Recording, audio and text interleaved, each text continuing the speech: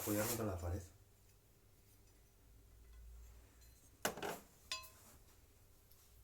Me parece que me han mandado un prototipo de lo de apoyar en la pared. Tiene para pegarlo en la pared. La foto de ellos. Sí, esto Y la sacado tú. a la vitrina.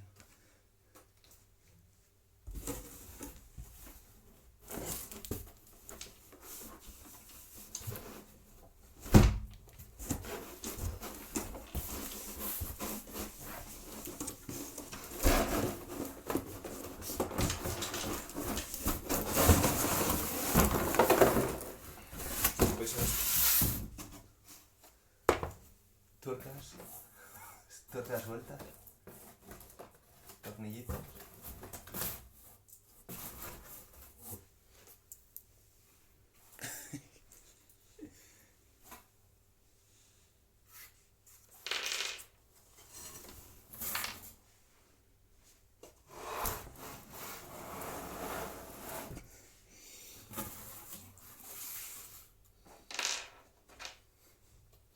Espero que hayan sido los de aduanas.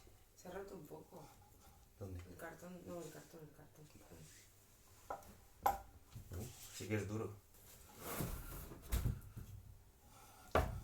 Hace un poquito de ruido.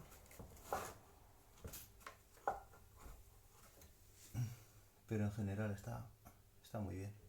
Veremos a ver cómo me llevo con esta altura. Parece todo un bloque, o sea. No parece que esté.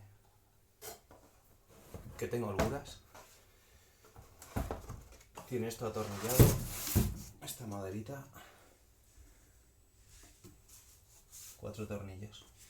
Bueno, voy a hacer bricomanías.